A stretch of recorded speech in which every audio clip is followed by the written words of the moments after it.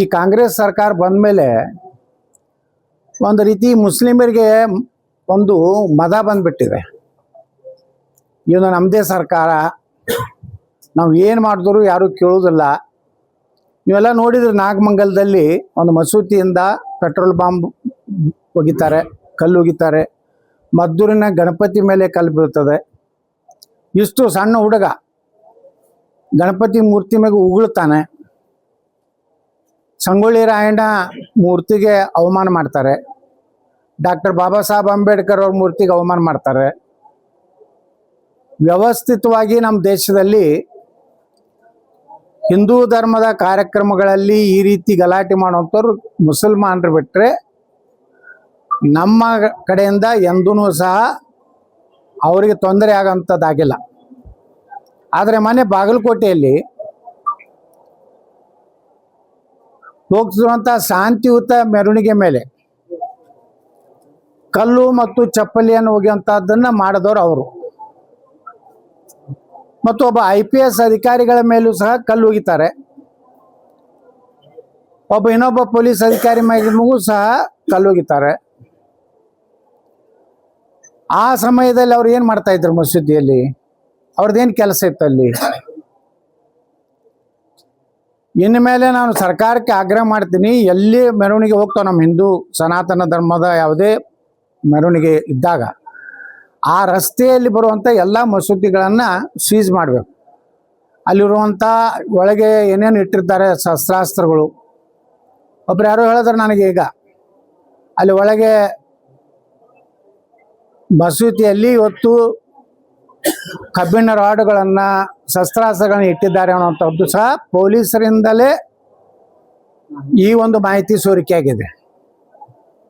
ಅಂದರೆ ಅವರು ವ್ಯವಸ್ಥಿತವಾಗಿ ಶಿವಾಜಿ ಮಹಾರಾಜರ ಕಾರ್ಯಕ್ರಮದಲ್ಲಿ ಶಿವಾಜಿ ಮಹಾರಾಜರ ಒಂದು ಭಾವಚಿತ್ರಕ್ಕೆ ಅಪಮಾನ ಮಾಡಬೇಕು ಅನ್ನೋಂಥ ಉದ್ದೇಶ ಇಟ್ಕೊಂಡು ಈ ಕಾರ್ಯವನ್ನು ಇವತ್ತು ಮಾಡ್ತಾ ಇದ್ದಾರೆ. ಅವ್ರಿಗೇನು ಬೆಂಬಲಪ್ಪ ಅಂದ್ರೆ ಕಾಂಗ್ರೆಸ್ ಸರ್ಕಾರ ಇದೆ, ನಮ್ಗೆ ಯಾರು ಏನು ಮಾಡೋದಿಲ್ಲ ಅನ್ನುವಂಥ ಬೆಂಬಲದಿಂದ ಇವತ್ತು ನೋಡ್ರಿ, ನಾವು ವಿಧಾನಸಭೆಯಲ್ಲಿ ನಾವು ನೋಡ್ತೀವಿ, ಆ ಗ್ಯಾಲರಿಯಲ್ಲಿ ಅವರೇ ಕೂತಿರ್ತಾರೆ. ಪೂರ್ತಿ ಗ್ಯಾಲರಿ ಪೂರ್ತಿ ನಮ್ಗೆ ಒಮ್ಮೊಮ್ಮೆ ಅನ್ನಿಸ್ತದೆ, ನಾವು ತಳಗೆ ಮಾತಾಡ್ತಿದ್ದೇನು ಪಾಕಿಸ್ತಾನದ ವಿಧಾನಸೌಧವು, ಭಾರತದ ಕರ್ನಾಟಕದ ವಿಧಾನಸೌಧ ಎಲ್ಲ ಅವೇ ಬುರ್ಕಾದವರು ಅವರು ಇವರೇ ಕೂತಿರ್ತಾರೆ. ಅಂದ್ರೆ ಇಷ್ಟು ಅವ್ರ ಬಲ್ಲಿ ಏನಾಗ್ಬಿಟ್ಟದೆ ಅಂದರೆ, ಕೆಲವೊಂದು ಮೌಲ್ಯಗಳು ಅವ್ರ ಭಾಷಣದಾಗ ಹೇಳ್ತಾರೆ, ಹೆಂಗೆ ಕೆಡೋದು ನಾವು BJP ಹೆಂಗೆ ಮಣ್ಣು ಕೊಟ್ಟಿವತ್ತ ಮಾತಾಡ್ತಾರೆ. ಇದಕ್ಕೆ ಪ್ರಚೋದನೆ ಯಾರು? ಈ ಸರ್ಕಾರ. ಇವತ್ತು ಇಷ್ಟೆಲ್ಲ ಗಲಾಟೆ ಆದಮೇಲೆ ಒಬ್ಬ IPS SP ಮೇಲೇನು ಕಲ್ಲು ಹೋಗದ ಮ್ಯಾಗೂ ಬಂಧನ ಯಾರು ಮಾಡಬೇಕು?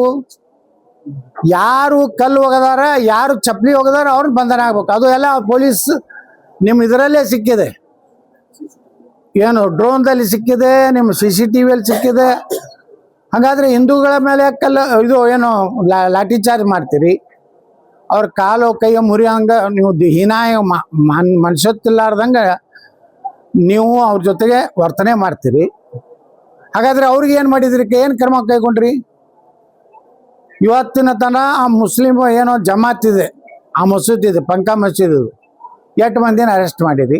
ಅಲ್ಲಿರುವಂಥ ಮೌಲ್ವಿ ಅವ್ರನ್ನೆಲ್ಲ ಒಳಗೆ ಕೂಡಿ ಹಾಕಲಿಕ್ಕೆ 200-300 ಜನ ಹಿಂದಿನ ಬಾಗಿಲೇ ಬಂದು ಸೇರಿದ್ರತ್ತನ್ನೋಂಥದ್ದು ಎಲ್ಲ ಓಪನ್ ಇದೆ. ಯಾರದ ಅನ್ನೋಂಥ ಮುಖ ಸಿಗ್ತದೆ. ಆದರೆ ಅದನ್ನು ಬಂಧನ ಮಾಡಲಾರ್ದೆ ಅವ್ರು ಪ್ರೆಷರ್ ಮಾಡ್ತಾರಂತೇಳಿ ಇಲ್ಲಿ ಉಸ್ತುವಾರಿ ಸಚಿವರು ಆ ಕಡೆ 8 ಮಂದಿನ ಅರೆಸ್ಟ್ ಮಾಡ್ರಿ, ಈ ಕಡೆ 8 ಮಂದಿ. ಇದೇನಿದು? ಏನು ಇದ್ರ ತೂಕ ಮಾಡ್ಲಕತ್ತೀರಿ? ಇದು ಯಾರು ತಪ್ಪು ಮಾಡಿದ್ದಾರೆ ಅವ್ರನ್ನ ನೀವು ಅರೆಸ್ಟ್ ಮಾಡಬೇಕು. ನಾದೇ SP ಅವ್ರಿಗೆ ಕೇಳಿದೆ, ಏನು ಇಲ್ಲ ಸರ್ ನಾವೆಲ್ಲ ಮಾಡ್ತಾ ಇದ್ದೀವಿ. ಈ ರೀತಿ ಸರ್ಕಾರದ ಪ್ರೆಷರ್ದಲ್ಲಿ ಪೊಲೀಸ್ ಇಲಾಖೆ ಕೆಲಸ ಮಾಡಬಾರ್ದು. ಪೊಲೀಸರ ಇಲಾಖೆ ಯಾವುದೇ ಒಂದು ರಾಜಕೀಯ ಪಕ್ಷ ಅಥವಾ ಯಾವುದೇ ಒಂದು ಆಡಳಿತ ಪಕ್ಷದಿದ್ದರೂ ಇರಲಾಕೆ ತಪ್ಪು ಮಾಡದವರಿಗೆ ಶಿಕ್ಷೆ ಕೊಡುವಂಥ ಕೆಲಸ ಮಾಡಬೇಕು. ಒಳ್ಳೆ ನಮ್ಮ ಮೇಲೇ ಲಾಠಿ ಚಾರ್ಜ್ ಮಾಡೋದು, ನಮ್ಮವ್ರನ್ನೇ ಅರೆಸ್ಟ್ ಮಾಡಕ್ಕೆ ಪ್ರಯತ್ನ ಮಾಡೋದು. ಒಬ್ಬ ಕಾರ್ಯಕರ್ತ, ಒಬ್ಬ ಹಿಂದೂ ಕಾರ್ಯಕರ್ತ ಕಲ್ಲು ಒಗದಾನ, ಏನಾದರೂ ಮಸೂದಿ ಮೇಲೆ ಚಪ್ಪಲಿ ಹೋಗದಾನ, ನಿಮ್ಗೇನಾದ್ರು ದಾಖಲೆ ಇದ್ರೆ ಪೊಲೀಸ್ ಇಲಾಖೆ ಬಿಡುಗಡೆ ಮಾಡ್ರಿ. ಯಾರು ತಪ್ಪು ಮಾಡಿದ್ರು ತಪ್ಪೇ. ಇವು ಅಮಾಯಕ ಹಿಂದೂ ಕಾರ್ಯಕರ್ತನ ಈಗ ಸದೆ ಬಡಿದು ಹೊಡಿದು ಭಯ ಹೊಗ್ಸೋದು, ಸುಮ್ಮನೆ ಮಾರ್ಕೆಟ್ನ ಬಂದು ಇಟ್ಕೊಂಡು ಕೂತೀರಿ. ಯಾವ ಏರಿಯಾದಾಗ ಇವತ್ತು ಗಲಾಟೆ ಆಗಿದ್ದಲ್ಲ ಆ ಏರಿಯಾದಾಗ ಅಲ್ಲಿ ಟೈಟ್ ಮಾಡಿಬಿಡ್ರಿ. ಅವ್ರು ಯಾರು ಹೊರಗೆ ಬರಲಾರ್ದಂಗೆ ಮಾಡ್ರಿ ಆ ಏರಿಯಾದಿಂದ. ಅವ್ರ ಪಾಪ ರಾತ್ರಿ ಅವ್ರು ಕೊತ್ತಂಬರಿ ತರ್ಲಾಕ, ಬಿರಿಯಾನಿಗೆ ಕೊತ್ತಂಬರಿ ತರ್ಲಾಕೊಂಡು ಹೋಗ್ತಾರ. ಅವ್ರು टमाटो हमारा छोकरा कुछ भी नहीं किया, कोतंबरिया लेने के लिए गया था, हमको पकड़ लिया. ನೋಡಿ ಎಷ್ಟು ಚಂದ ಹೇಳ್ತಾರ ಅವ್ರು. ನೋಡಿ ರಾತ್ರಿ ಒಂದಕ್ಕೆಲ್ಲರ ಕೊತ್ತಂಬರಿ ಸಿಗ್ತೈತನ್ರಿ, ಆ KG ಹಳ್ಳಿ ಒಳಗೆ ಹೇಳ್ತಿದ್ರು. ಅಂದ್ರೆ ಅವರಿಗೆ ಅಲ್ಪಸಂಖ್ಯಾತರು ಅಂದ್ರೆ ಏನು, ನಮ್ಮ ಸಂವಿಧಾನ ಪ್ರಕಾರನೇ ಅವನಿಗೂ ಅಷ್ಟೇ ನ್ಯಾಯ ಐತಿ, ನಮಗೂ ಐತಿ. ನೀವು ಪೊಲೀಸರು ಆ ಮಸೂತಿ ಮುಂದೆ ಹೋಗ್ಬೇಡ್ರಿ, ಈ ಮಸೂತಿ ಮುಂದೆ ಹೋಗ್ಬೇಡ್ರಿ ಅಂತ ನೀವು ರೆಸ್ಟ್ರಿಕ್ಷನ್ ಹಾಕಿದ್ರೆ ಮತ್ತೆ ಇದೇನು ಭಾರತ ದೇಶನಾಗ ಐತೋ ಏನು ಪಾಕಿಸ್ತಾನದಾಗ ಐತೋ? ಪೊಲೀಸ್ ಅಧಿಕಾರಿಗಳು ತಮ್ಮ ಕರ್ತವ್ಯವನ್ನ ಸರಿಯಾಗಿ ಮಾಡೋದು ಕಲೀರಿ. ಸರ್ಕಾರಗಳು ಬರ್ತಾವು ಹೋಗ್ತಾವು, ಏನೋ ನಮ್ಮ ಸರ್ಕಾರ ಹೇಳ್ತದ, CM ಹೇಳ್ತಾರೆ, ಅಮಾಯಕ ಜನರನ್ನ ಇದೇ ರೀತಿ. ಇವತ್ತು ನೋಡಿ ಪಾಪ ಎರಡು ಕಡೆ ನಾವು ಹೋಗಿದ್ವಿ, ಒಂದು ಕಲ್ಲು ಪೂರ್ತಿ ಇಂತಲ್ಲಿ ಒಳಗೆ ಸಿಕ್ಕಿದೆ ಇಷ್ಟು ದೊಡ್ಡದು. ಅಂದ್ರೆ ಎಷ್ಟು ಸ್ಪೀಡಲ್ಲೇ ಬಂದಿರ್ಬೋದು ಅದು ಕಲ್ಲು. ಇಲ್ಲಿ ಮೇಲೆ ಕರ್ನಾಟಕದಲ್ಲಿ ಯಾವ್ಯಾವ ಏರಿಯಾದಲ್ಲಿ ನಮ್ಮ ಹಿಂದೂ ಗಣಪತಿ ಇರ್ಬೋದು, ಯಾವುದೇ ಹೋದ್ರು ಮೊದಲ ಆ ಮಸೂತಿಗಳನ್ನು ಚೆಕ್ ಮಾಡಬೇಕು, ಆ ಮಸೂತಿಗಳನ್ನು ಬ್ಯಾನ್ ಮಾಡಬೇಕು. ನೀವು ನಮ್ಮ ಮಾಡ್ತಿರಲ್ಲ, ಯಾವ್ದಾರು ನಮ್ಮ ದೇವಸ್ಥಾನದಿಂದ ಒಂದು ಕಲ್ಲು ಬಿದ್ದೈತಾನೆ ಭಾರತದಾಗ ಹೇಳ್ರಿ. ಇಡೀ ದೇಶದಲ್ಲಿ ಒಂದು ದೇವಸ್ಥಾನದಿಂದ ಹಿಂದೂಗಳು ಮುಸ್ಲಿಮರ ಕಾರ್ಯಕ್ರಮ ಕಲ್ಲು ಒಗದಾರ ಅಂತ ಒಂದು ಸಾಕ್ಷಿ ಹೇಳ್ರಿ. ಇವ್ರನ್ನ ಎಷ್ಟು ತಲೆ ಮ್ಯಾಗ ಕುಡ್ಸ್ಕೊಂಡ್ರಿ. ಇನ್ನೂವರೆಗೆ ಅದು ಆ ಪಂಕ ಮಸೀದಿ ಅಧಿಕೃತ ಐತಿವಲ್ಲ ಅನ್ನೋಂಥದ್ದು ದಾಖಲೆ ನಿಮ್ಗೆ ಬಿಡುಗಡೆ ಮಾಡಿ. ಮದ್ದೂರಿನಲ್ಲಿ ಅವ್ರದ್ದು ಏನು ದಾಖಲೆನೇ ಇಲ್ಲ, ಎಲ್ಲ ಬೇಕಾಯ್ದೆಶ್ರೀ, ಯಾವುದೇ ಪರ್ಮಿಷನ್ ಇಲ್ಲ. ಅವ್ರಿಗೆ 24 ತಾಸು ಕರೆಂಟ್ ಕೊಡೋದು, 24 ತಾಸು ನೀರು ಕೊಡೋದು. ಮತ್ತು ಅಲ್ಲಿ ಅವನು ಒಬ್ಬ ಕಾಂಗ್ರೆಸ್ ಅಂತ ಅವ್ನು ಲೀಡ್ರು, ಅವ ಬಂದ್ರೆ SP DSP ಎದ್ದು ನಿಂದಿರ್ತಾರತ್ತ, ಸರ್ ಅತ್ತಾರತ್ತ. ಒಬ್ಬ ಕ್ರಿಮಿನಲ್ ಮುಂದೆ ಪೊಲೀಸ್ ಇಲಾಖೆ ಈ ರೀತಿ ವರ್ತನೆ ಮಾಡಿದ್ರೆ ನಿಮ್ಮ ಭಯ ಹೆಂಗಿರ್ತದೆ ಪೊಲೀಸರದು? ನೋಡಿದ್ರೆ ನಡಗಬೇಕು. ಅದು ಬಿಟ್ಟು ನೀವು ಅಂತ ಯಾವೇ ಇರಲಿ, ಯಾವುದೇ ಪಾರ್ಟಿ ಅವನ ಪದಾಧಿಕಾರಿ ಅದ, ಅವನ ಮುಖ್ಯಮಂತ್ರಿಯಾ ಅಥವಾ ಜಿಲ್ಲಾ ಉಸ್ತುವಾರಿ ಮಂತ್ರಿಯಾ ಅಥವಾ ಯಾವುದಾದ್ರೂ MLA ಅಂಥವನಿಗೆ ನೀವು ಪೊಲೀಸ್ ಅಧಿಕಾರಿಗಳು ನೀವು ಅವ್ನು ಗೌರವ ಕೊಡೋದು, ಮಾತಾಡೋದು, ಇದೇನಾಗ್ತದೆ ಅಂದರೆ ನಮ್ಮ ಹಿಂದೂಗಳ ಕಾರ್ಯಕರ್ತರನ್ನ ಪ್ರಚೋದನೆ ಮಾಡ್ದಂಗೆ ಆಗ್ತದೆ. ನೀವು ಒಂದು ಸೈಡ್ ಆಗಿ ಬರೇ ಅವ್ರು ಹೇಳಿದ್ದನ್ನು ಕೇಳೋದಿಲ್ಲ, ಅವ್ರು ನೀವು ಕರೆದ ಶಾಂತಿ ಸಭೆಗೂ ಬರೋದಿಲ್ಲ. ಬರೀ ಹಿಂದೂಗಳನ್ನು ಕರಿತೀರಿ, ಅವ್ರು ಶಾಂತಿ ಸಭೆ ಬರಲಿ ಅಂದ್ರೆ ಆ್ಯಕ್ಷನ್ ತಗೋರಿ ಅವ್ರ ಮೇಲೆ. ಇದು ನಡೀದಿಲ್ಲ ಅಂತ ಹೇಳ್ರಿ.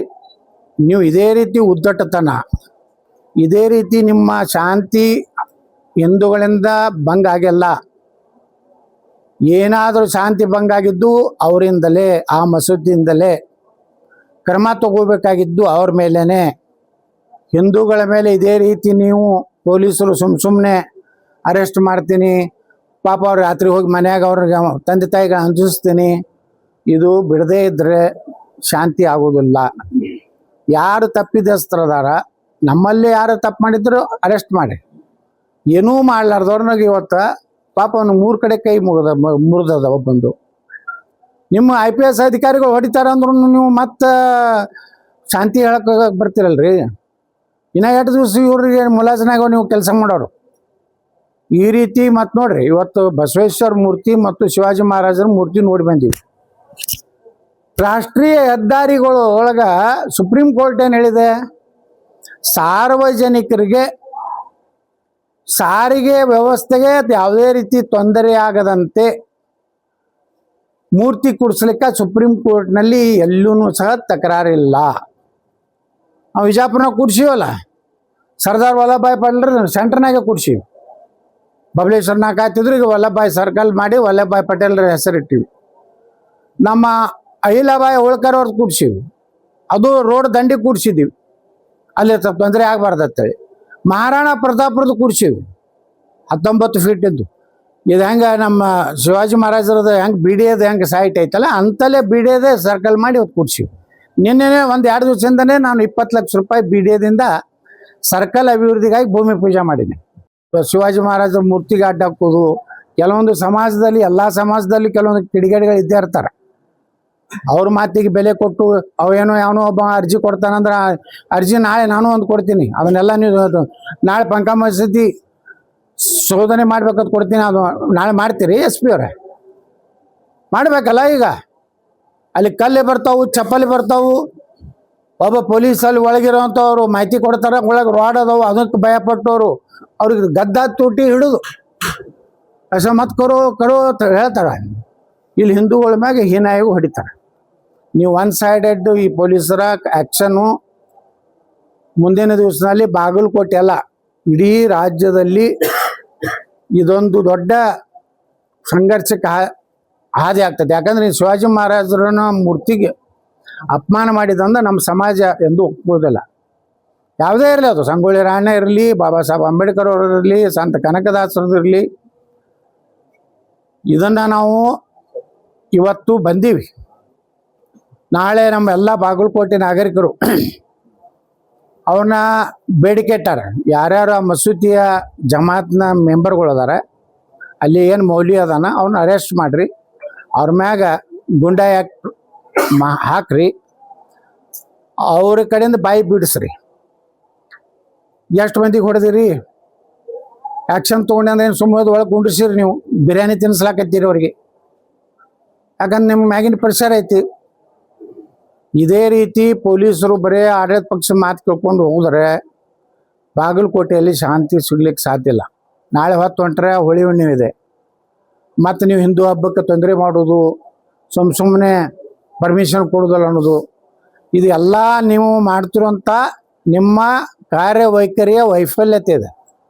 ಇದನ್ನು ಈಗಾದರೂ SP ಅವರು ಈಗ 5 ಮಂದಿ SP ಏನೋ ಬಂದಾರ್ತಾರೆ ಇಲ್ಲಿ. 5 ಮಂದಿ SP ಗಳು ಅಂದ್ರೆ ಯಾಕೆ ಬಂದಾರಪ್ಪ ಅಂದ್ರೆ ಅವರ ಅವಧಿಯಲ್ಲಿ ಏನೇನು ಯಾರು ಕ್ರಿಮಿನಲ್ಸು ಯಾರು ಇದು ಅವ್ರ ಬಳಿ ಮಾಹಿತಿ ಐತತ್ತ, ಅದಕ್ಕೆ ಅವ್ರು ಕರ್ಕೊಂಡು ಬಂದಾರ. ಇದೇನು ಅವಶ್ಯಕತೆನೇ ಇಲ್ಲ.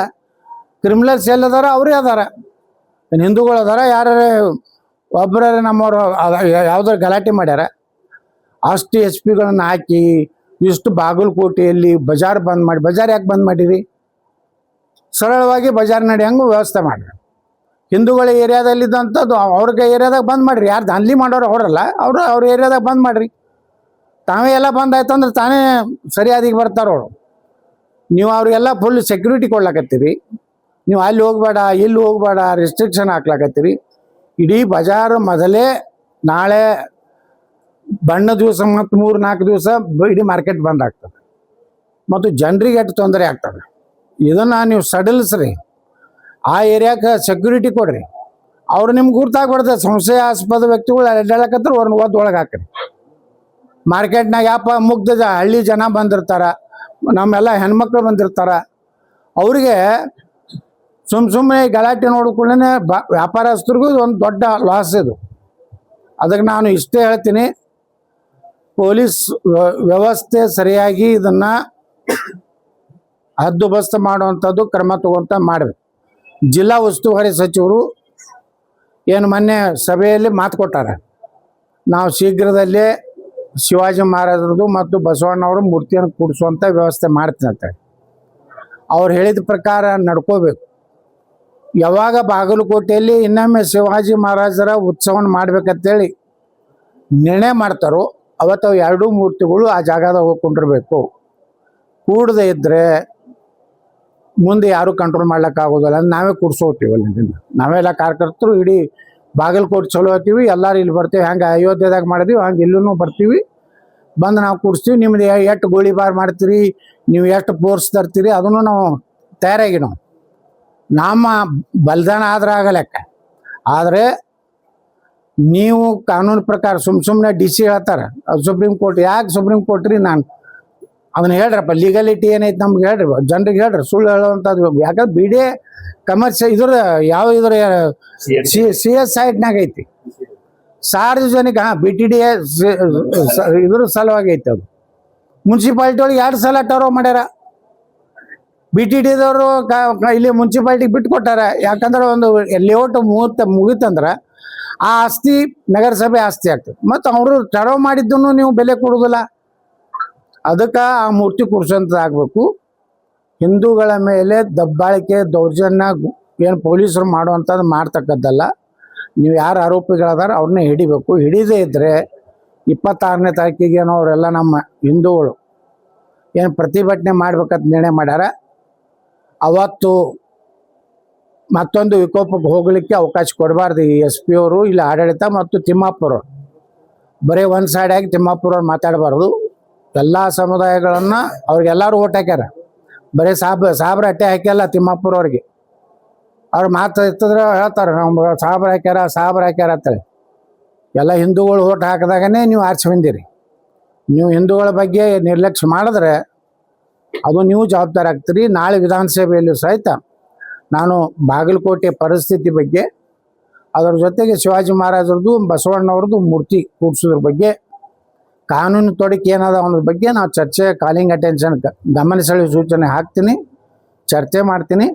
ಅಷ್ಟರೊಳಗಾಗಿ ನಾಳೆ 6ನೇ ತಾರೀಕಿಗೆ ಮುಖ್ಯಮಂತ್ರಿಗಳು ಬಜೆಟ್ ಮಂಡನೆ ಮಾಡ್ತಾರೆ. ಮುಂದೆ ಸುಮಾರು 15 ದಿವಸ ನಮ್ಮ ಅಧಿವೇಶನ ನಡೀತದೆ. ಅದರಲ್ಲಿ ನಾನು ಸುದೀರ್ಘವಾಗಿ ಬಾಗಲಕೋಟೆ ಪ್ರಕರಣ ಅಷ್ಟೇ ಅಲ್ಲ, ಇಡೀ ರಾಜ್ಯದಲ್ಲಿ ಹಿಂದೂ ಕಾರ್ಯಕ್ರಮಗಳ ಮೇಲೆ ಹಿಂದೂ ಭಜನೆ ಮಾಡ್ತೀನಂದ್ರೆ ಒಂದು ಗಿಡದಾಗ ಜೆಂಡಾ ಹಚ್ಚಿದ್ರೆ ಮೊನ್ನೆ ಇದಕ್ಕೆ ಹೋಗಿದ್ದೆ, ಇಲ್ಲಿ ನಮ್ಮ ಯಾದಗಿರಿ ಬಳಿ ಗುರುಮಿಟ್ಟಕಲ್ಲು.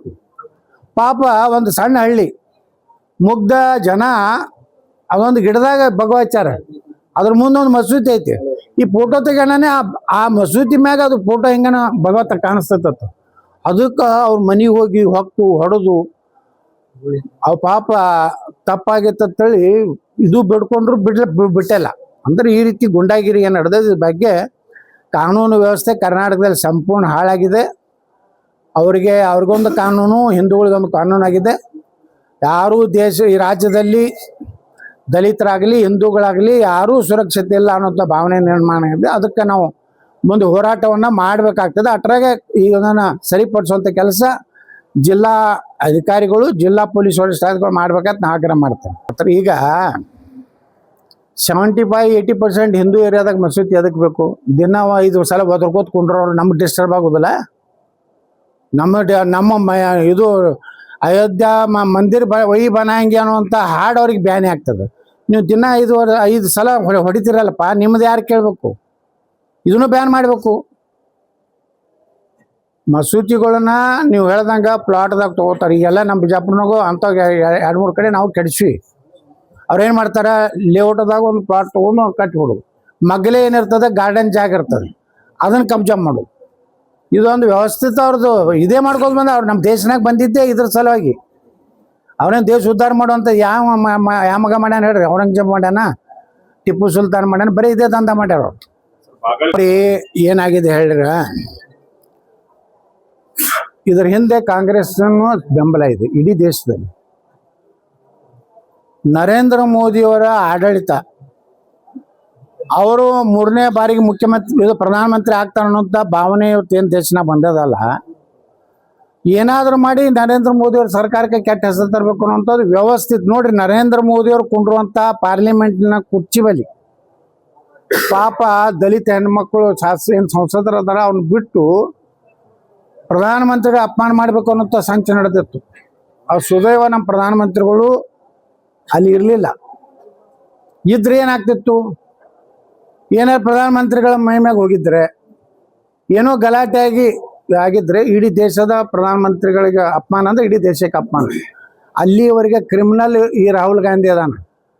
ರಾಹುಲ್ ಗಾಂಧಿ ಒಬ್ಬ ಪಕ್ಕಾ ಪಾಕಿಸ್ತಾನ ಏಜೆಂಟ್ ಇವ ಮತ್ತು ಚೀನಾ ಏಜೆಂಟ್. ಮೊನ್ನೆ AI ಸಮ್ಮಿಟ್ ನಡೆದೈತೆ ಒಂದು ಕಡೆ. ಬರೇ ಮೇಲೆ ಹೋಗಿ ಗದ್ದಲ ಮಾಡ್ತಾರೆ. ಇವ್ರ ಅರ್ಥ ಏನು? ಮೊದಲೇ ಬತ್ಲೆ ಅದಾರ. ಕಾಂಗ್ರೆಸ್ ಅಂದರೆ ಬತ್ಲೆ ಪಾರ್ಟಿ ಅದು. ಆ ನೆಹರು ಹಿಡಿದು ಬರೀ ಬತ್ಲೆನದಾಗ ಭಾಳ ಕೆಲಸ ಮಾಡ್ಯಾರ ಅವರು. ಆ ಸಮ್ಮಿಟ್ನಾಗ ಬತ್ಲೆ ಇದು ರಾಹುಲ್ ಗಾಂಧಿ ಪ್ರಚೋದನೆ ಮಾಡಿ ಕಳಿಸ್ತಾನೆ. ಅಂದ್ರೆ ಭಾರತದ ಬೆಳವಣಿಗೆ ಏನಿದೆ, ಭಾರತದ ಇವತ್ತು ಎಷ್ಟು ಜಗತ್ತಿನ 4ನೇ ದೊಡ್ಡ ಆರ್ಥಿಕ ಶಕ್ತಿ ಆಗ್ತಾ ಇದೆಯಲ್ಲ, ಇನ್ನು ಕೆಲವೊಂದು ವರ್ಷಕ್ಕೆ ಕೆಲವೊಂದು ದಿವಸ ಭಾರತ 3ನೇ ಸ್ಥಾನಕ್ಕೆ ಬರೋದಿದೆ. ಈಗಾಗಲೇ ನಾವು ಇಂಗ್ಲೆಂಡನ್ನು ಹಿಂದಕ್ಕೆ ಬಿಟ್ಟಿವು, ಜಪಾನ್ ಹಿಂದಕ್ಕೆ ಬಿಟ್ಟಿವು. ಇದು ಅವರಿಗೆ ನೋಡೋದಾಗಲಾಗ್ಯದ.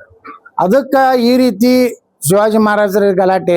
ಒಬ್ಬ ಕಾಂಗ್ರೆಸ್ ಲೀಡರ್ರೇ ಇದನ್ನ ಖಂಡನೆ ಮಾಡ್ಯಾನನ್ರಿ. ನಾವು ಆ್ಯಕ್ಷನ್ ತಗೋರಿ ಅಂತ ಹೇಳ್ಯಾರ. ಇಲ್ಲ, ಎಲ್ಲದಾನ ಸಂತೋಷ್ ಲಾಡು ಎರಡು ದೊಡ್ಡ ದೊಡ್ಡ ಮಾತಾಡ್ತಿದ್ರು.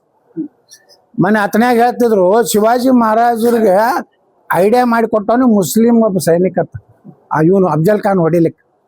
ಯಾರ ಪುಸ್ತಕ ಇವ್ರು ಯಾವಾಗ ತೆಗೆದವ್ರು, ಇವ್ರ ಪುಸ್ತಕಗಳೇ ಗುರ್ತಾಗಲ್ಲಾಗ್ಯಾವ ನಮ್ಗೆ. ಇಡೀ ಜಗತ್ತಿಗೆ ಗುರ್ತೈತಿ ಶಿವಾಜಿ ಮಹಾರಾಜರು ಅಫ್ಜಲ್ ಖಾನ್ ಹೆಂಗೆ ಹೊಡೆದ್ರು.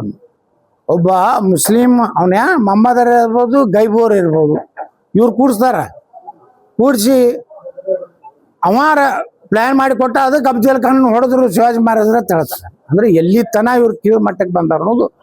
ಒಟ್ಟಾರೆ ನೀವು ಹೇಳ್ದಂಗೆ ದೇಶದಾಗ ಎಲ್ಲ ಕಡೆ ಗಲಾಟೆ ಎಬ್ಸುವಂಥ ವ್ಯವಸ್ಥಿತ ಸಂಚ. ಯಾಕಂದ್ರೆ ನಮ್ಮ ಕಡೆಯಿಂದ ಬಾಗಲಕೋಟೆ ಮಸೂದಿ ಮೇಲೆ ಕಲ್ಲು ಹೋಗಿಲ್ಲ, ಚಪ್ಪಲಿ ಹೊಡೆದಿಲ್ಲ, ಅಲ್ಲಿದೆ ಹೊರಗೆ ಬಂದವ್ರು. ಇದನ್ನ ಮ್ಯಾಗಿಂದ ತಿಳ್ಕೊರಿ. ಅವ್ರದ್ದು ವ್ಯವಸ್ಥಿತವಾಗಿ ಮುಸ್ಲಿಮರನ್ನ ಪ್ರಚೋದನೆ ಮಾಡ್ಲಕತ್ತಾರ.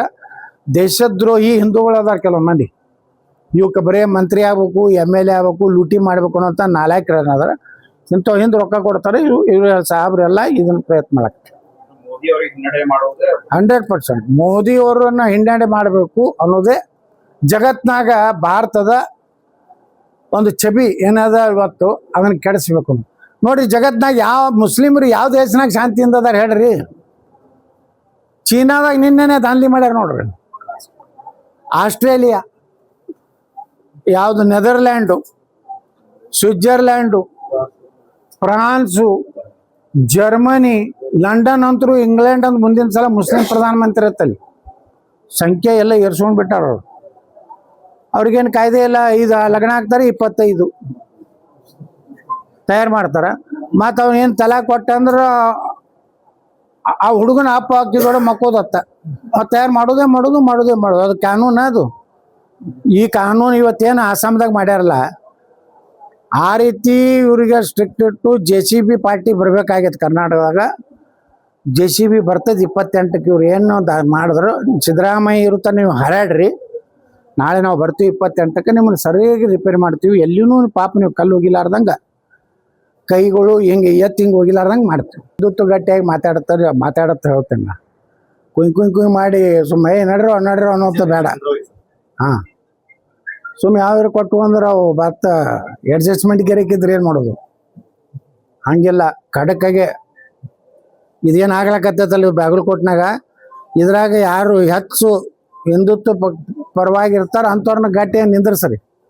ಸುಮ್ಮ ಕಾಟಾಚಾರಕ್ಕೆ ಬಂದು MLA ಆಗೋದು ಮಾತು ಇಲ್ಲ. MLA ಆದ್ಮ್ಯಾಗೂ ರಕ್ಷಣೆ ಮಾಡ್ಬೇಕಲ್ಲ ಹಿಂದೂಗಳದು.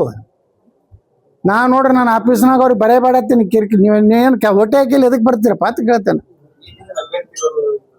ಯಾರು ಚಿಕ್ಕ ಬಿಟ್ಟಿದ್ರಿ ನೀವು? ವಿಜೇಂದ್ರ ಏನು ಮಾಡ್ತಾನೆ ನಮ್ಗೇನು ಗೊತ್ತು? ಮತ್ತೆ ಯಾರ ಕಡೆ ರೊಕ್ಕ ತೊಗೊಂಡು, ತಿಮ್ಮಾಪುರ ಕಡೆ ರೊಕ್ಕ ತೊಗೊಂಡು ಬೇರೆ ಕ್ಯಾಂಡಿಡೇಟ್ ಮಾಡಿದ್ರೆ ಹೇಳೋಕ್ಕಾಗೋದಿಲ್ಲ. ಆದ್ರೆ ಮಂದ್ಯಾಗ ಹಿಂಗೆ ಅಗದಿ ಮೊಳಕಾಲು ಮುಟ್ಟಿ ನಮಸ್ಕಾರ ಮಾಡ್ತಾನೆ ನಮ್ಮ ಚರಂತಿ ಮಠದ್ದು ಮಂದಿ ಮುಂದೆ. ನಾಟಕದು ಇರೋಣ ನೀನು ತಪ್ಪಿಸ್ತೀನಿ ಅಂತ ಹೇಳಿ ಹಿಂಗೆ ಮುಟ್ಟಿರ್ತಾನೆ. ಇವ್ರು ತೊಗೊಳ್ತಾರೆ, ನನಗೆ ಕೊಡ್ತಾರೆ ಅಂತ ಹೇಳ್ತು. ಅದು ಅಷ್ಟು ಈಜಿ ಮನುಷ್ಯ ಅಲ್ರಿ ವಿಜೇಂದ್ರ ಯಡಿಯೂರಪ್ಪ. ಇಬ್ರು ಅಟ್ಟು ನಂದೇ ಟಿಕೆಟ್ ತಪ್ಪಿಸ್ಲಿಲ್ರ. MLCಗೆ ನಾ ಏನಕ್ಕೆ ನಿಂದ್ರವನೇ ಇದ್ದಿದ್ದಿಲ್ಲ, ನಾನು ತಪ್ಪಿಸ್ಬಿಟ್ರಿಲ್ರಿ. ಅದಕ್ಕೆ ಅವ್ರದ್ದು ಬೇರೆ ನೋಡ್ರಿ. ಇವತ್ತ ದಾವಣಗೆರೆ ಸೋಲಿಸಿದವ್ರು ಯಾರು? ಕಲಬುರಗಿ ಸೋಲಿಸಿದವ್ರು ಯಾರು? ಬೀದರ್ ಸೋಲಿಸಿದವ್ರು ಯಾರು? ರಾಯಚೂರು ಸೋಲಿಸಿದವ್ರು ಯಾರು? ಕೊಪ್ಪಳದಾಗ 8 ಕೋಟಿ ರೂಪಾಯಿ ಕೊಟ್ಟು ಅವ್ನು ಕ್ಯಾಂಡಿಡೇಟ್ ಚೇಂಜ್ ಮಾಡಿದ್ರಪ್ಪ. ಸಂಗಣ್ಣ ಕಡೆ ಚಲೋ ಕ್ಯಾಂಡಿಡೇಟ್ ಅದು. ನೀವು 10 ಕೋಟಿಗೆ ಆಯಿತು, 15 ಕೋಟಿ, ಅದನ್ನು ಹೇಳ್ರಿ ಡೀಲಿಂಗು. ಅಲ್ಲಿ ಚಾಮರಾಜನಗರನಾಗ ಏನು ಮಾಡಿದ್ರಿ? ಯಾರು ಇವನಿಗೆ ನಮ್ಮ SC ಮಾದೇವಪ್ಪ ಮಗ ಅನುಕೂಲ ಮಾಡ್ಲಕ್ಕೆ ಸುಭಾಷ್ ಚಂದ್ರ ಮಾಡ್ಲಕ್ಕೆ ನೀವು ಏನು ಮಾಡಿದ್ರಿ? ಇಲ್ಲಿ ಸೋಮಣ್ಣ ಸೋಲಿಸ್ಲಿಕ್ಕೆ ಏನು ಮಾಡಿದ್ರಿ? ಸೋಮಣ್ಣವ್ರು ಹೇಳ್ಯಾರಲ್ಲ, ದೇವೇಗೌಡರು ಕುಮಾರಸ್ವಾಮಿ ಇರ್ಲಿಕ್ಕೆ ನಾ ಸೋಲ್ತಿದ್ದೆ ಅಂತ ಯಾರು ಹೇಳ್ಯಾರ? ವಿ ಸೋಮಣ್ಣ ಹೇಳ್ಯಾರ. ದಾವಣಗೆರೆ ನಮ್ಮ ಸಿದ್ದೇಶಣ್ಣನ ಮನೆಯವ್ರು ಸೋಲಿಸಿದಾರೆ ಯಾರು? ಅವರೆಲ್ಲ ಚೇಲಗಳೀಗ ಅವ್ರ ಜೋಡ ಅಡ್ಡಾಡ್ತಾರೆ, ನೋಡಿರಿಲ್ಲ? ಅದಕ್ಕೆ ಪ್ರಾಮಾಣಿಕವಾಗಿ ಪಕ್ಷದ ಏನು ಭಾಳ ಹೇಳ್ತಿರ್ತಾರೆ. ಪಕ್ಷ ಅಂದ್ರೆ ತಾಯಿ ಇದ್ದಂಗೆ, ನಾವು ದ್ರೋಹ ಬಗೆಯೋದಿಲ್ಲ.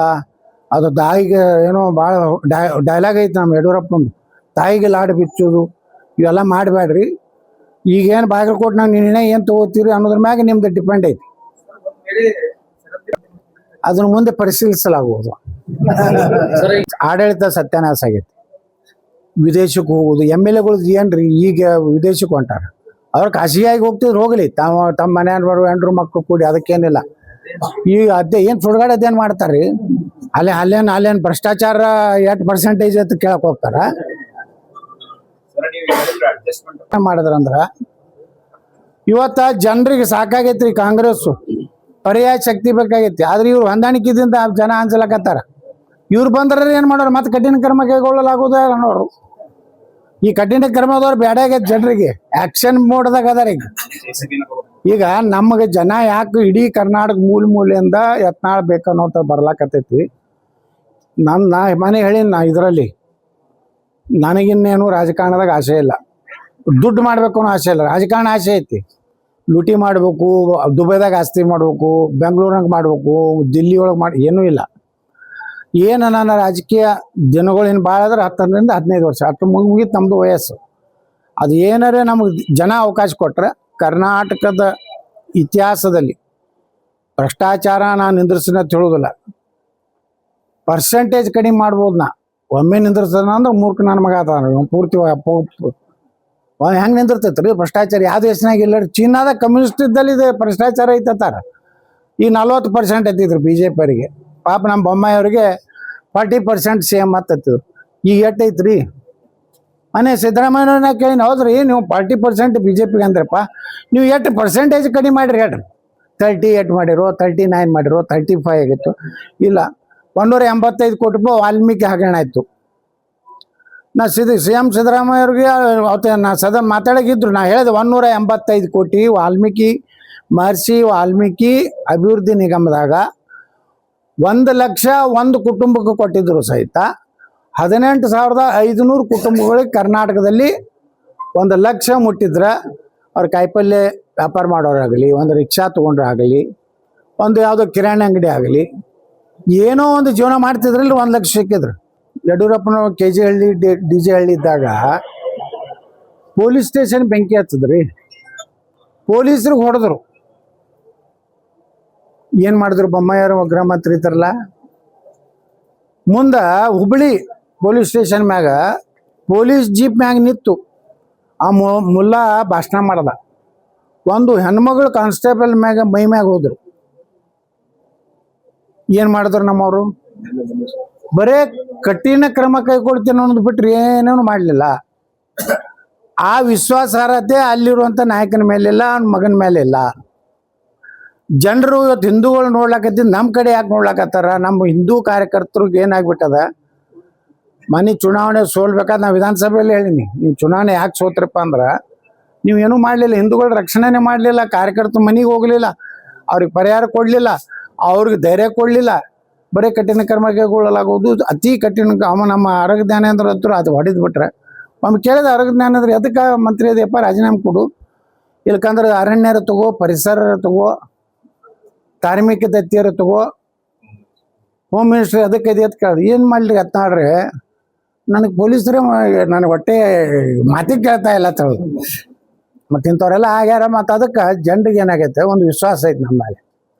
ಯತ್ನಾಳ್ ಬಂದ್ರೆ ಏನಾರೇ ಇವನು ಬರೋಬ್ಬರಿ ಲೆಕ್ಕದಾಗ ಇಡ್ತಾನೆ. ಉತ್ತರ ಪ್ರದೇಶ ಯೋಗಿ ಹಂಗೆ ನಾ ಬಂದ್ರೆ ಮಾಡ್ತೀನಿ. ಇವ್ರು ಏನು ಹರಡಲ್ಲ ಪಂಕ ಮಸ್ದಾಗ ಅವು ಮಾಡಲಿ. ಮುಂದೆ ಇವ್ರನ್ನ ಬರೋಬ್ಬರಿ ಎಲ್ಲಿ ಜನ್ನತ್ ಭಾಳ ಬೇಡ್ತಾರವ್ರು. 72 ಮಂದಿ 72 ಹುಡುಗ್ಯಾರ ಅದಾರ್ತಲ್ಲಿ ಮ್ಯಾಗ. ಇವ್ರು ಹೋದ್ಕೊಳ್ಳಿ ಕಾಲು ಒತ್ತಾರ್ತ. ದಾರು ಗಿರು ನೀವು ಹಿಂಗೆ ಇದು MS ಆಯಿಲ್ದ ಹಂಗೆ ತಿಮ್ಮಾಪುರ ಅಂಗಡಿಯಾಗ ಹೋಗಿ ತೊಗೋಬೇಕಾಗಿಲ್ರಿ.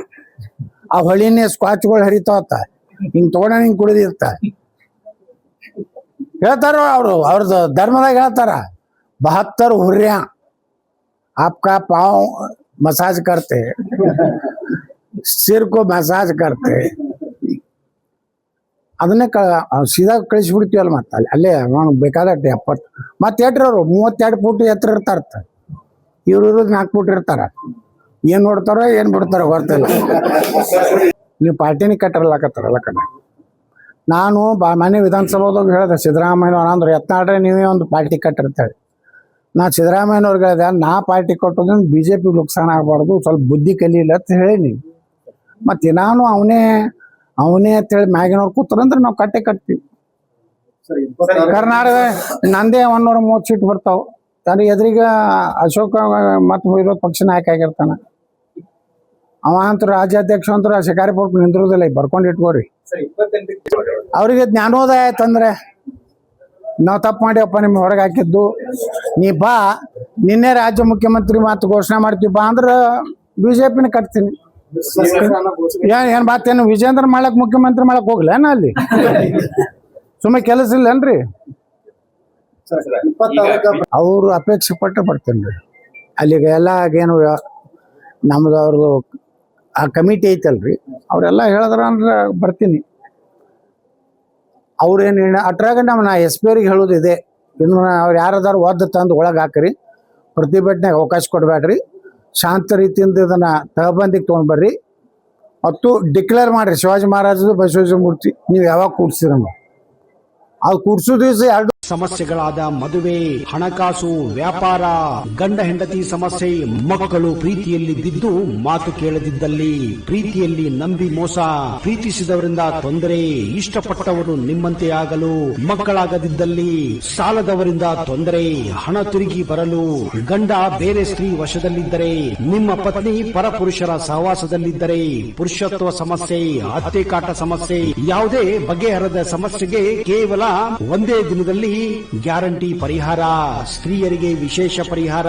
ಎಷ್ಟೋ ಜ್ಯೋತಿಷ್ಯರಲ್ಲಿ ಕೇಳಿ ಹಣ ಕಳೆದುಕೊಂಡಲ್ಲಿ ನಮ್ಮಲ್ಲಿ ಗ್ಯಾರಂಟಿ ಪರಿಹಾರ ಸಿಗುತ್ತದೆ. ಯಾವುದೇ ಸಮಸ್ಯೆ ಇದ್ದರೂ, ಎಂತ ಕಠಿಣ ಸಮಸ್ಯೆಗಳಿದ್ದರೂ ನಿಮ್ಮ ಜಾತಕ, ಫೋಟೋ, ಹಸ್ತಮುದ್ರಿಕಾ ನೋಡಿ ಭವಿಷ್ಯ ಹೇಳಲಾಗುತ್ತದೆ. ಇನ್ನು ನಿಮ್ಮ ಜೀವನದ ಎಂತ ಸಮಸ್ಯೆಗಳಿದ್ದರೂ ನಮ್ಮಲ್ಲಿ ಪರಿಹಾರ ಇದೆ. ಕೂಡಲೇ ಕರೆ ಮಾಡಿ ಅಥವಾ ವಾಟ್ಸ್ಆಪ್ ಮಾಡಿ.